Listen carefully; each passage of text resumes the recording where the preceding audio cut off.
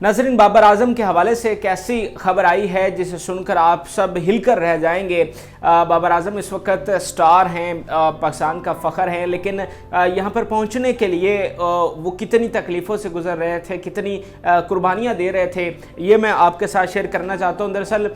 जिस दिन पाक और इंडिया का मैच था 24 अक्टूबर को, और बाबर आजम ने एक बड़ी शानदार इनिंग उस दिन खेली, एक तारीख़ी फ़तह पाकिस्तान को दिलवाई और बेशुमार रिकॉर्ड्स अपने नाम किए। इंडिया जो है वो पहली दफ़ा पूरी तारीख़ में 10 विकेटों से हारा, एक बड़ी शानदार फतह थी और बाबर आजम का जो नाम है वो पूरी दुनिया में गूंजा और गूंज भी रहा है। लेकिन उस दिन उनके घर पर क्या हो रहा था ये मैं आपको बताना चाहता हूँ। जिस दिन पाकिस्तान और इंडिया का मैच था नाजरीन, उस दिन बाबर आजम की जो वालिदा है वो वेंटिलेटर पर थी, उनका ऑपरेशन हुआ था, वो वेंटिलेटर पर थी। और आपको पता है कि वेंटिलेटर पर जब बंदा जाता है तो उसके बचने के चांसेस बहुत कम होते हैं, वो बड़ी क्रिटिकल सिचुएशन होती है, वहाँ पर जो डेथ के चांसेस हैं वो बहुत ज़्यादा होते हैं, बहुत ही संगीन सूरत हाल होती है। तो सोचिए कि वो बंदा जो पाकिस्तान की कौमी टीम का कप्तान है और उसकी वालिदा जो है वो वेंटिलेटर पर पड़ी है और इंडिया के साथ T20 वर्ल्ड कप का पहला मैच है, तो सोचिए कि उसके ऊपर कितना प्रेशर होगा, घर की वालिदा की कितनी परेशानी होगी। लेकिन इस सब चीज़ों के बावजूद बाबर आजम ने कैसी शानदार फतह दिलवाई, इन चीज़ों को जो है वो लफ्ज़ों में बयान नहीं किया जा सकता। बाबर आजम के वालिद ने दरअसल इस हवाले से आगाह किया, तो जो उन्होंने पोस्ट शेयर किया वो मैं आपके साथ एग्जैक्टली पढ़ कर सुनवाना चाहता हूँ कि उन्होंने क्या अल्फाज लिखे। वो लिखते हैं जी, कुछ सच अब मेरी कौम को पता होना चाहिए, आप सबको मुबारक, तीनों जीत पर हमारे घर पर बड़ा इम्तिहान था। यानी 3 पाकिस्तान को जीत मिली है, लेकिन वो बता रहे हैं कि इन तीनों दफ़ा हमारे घर पर कितना बड़ा इम्तिहान था। जिस दिन इंडिया से मैच था उस दिन बाबर की वालिदा वेंटिलेटर पर थीं, उनका ऑपरेशन हुआ था। बाबर शदीद परेशानी में ये तीनों मैच खेला, मेरा यहाँ पर आना नहीं बनता था पर मैं आया कि बाबर कहीं कमज़ोर ना पड़ जाए। करम मेरे परवरदिगार का, अब ठीक है। बात शेयर करने का मकसद खुदारा अपने कौमी हीरोज़ की बिला वजह तनकीद का निशाना ना बनाया जाए, पाकिस्तान जिंदाबाद। यानी वो बता रहे हैं कि ये जो तीनों मैच खेला है बाबर आजम, उसके घर पर इतनी क्रिटिकल सिचुएशन थी और घर पर इस तरह का माहौल बना हुआ था, उनकी जो वालिदा हैं वो वेंटिलेटर पर थी, उनका ऑपरेशन हुआ था और इंतहाई संगीन हालत में थी। और उन्होंने ये बताया कि वो वहाँ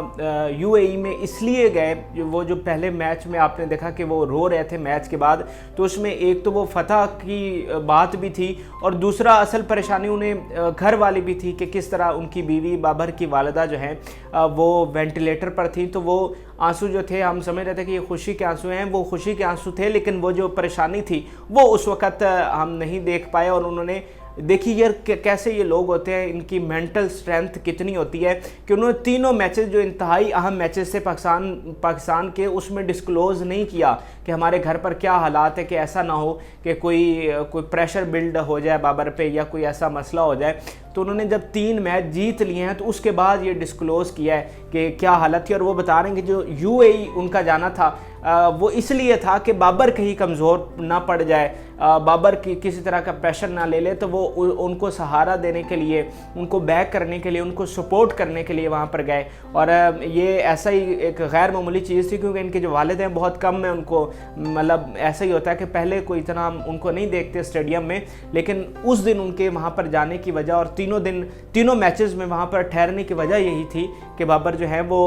उनको कॉन्फिडेंस मिले और किसी तरह वो अपनी वालिदा की जो है वो परेशानी ना लें। इसके अलावा अब से कुछ दिन पहले तकरीबन मई में बाबर आजम ने अपनी वालिदा को ट्रिब्यूट पेश किया था और वो पोस्ट भी मैं आपके साथ ज़रूर शेयर करना चाहता हूँ। बाबर आजम क्या लिखते हैं, मामा जी, beyond your love, support, care and kindness I do not exist, for ever in your depth, may Allah keep your shade on us. मज़ीद क्या लिखते हैं, mothers are the real architect of the society. ये कुछ ही दिन यानी मई में ये उनकी पोस्ट थी इसी साल में, जिसमें उन्होंने अपनी वालिदा की तस्वीर भी शेयर की और उन्हें इस तरह से खराज तहसीन पेश किया। तो ये बहुत ही नाज़रीन गैर मामूली बात है,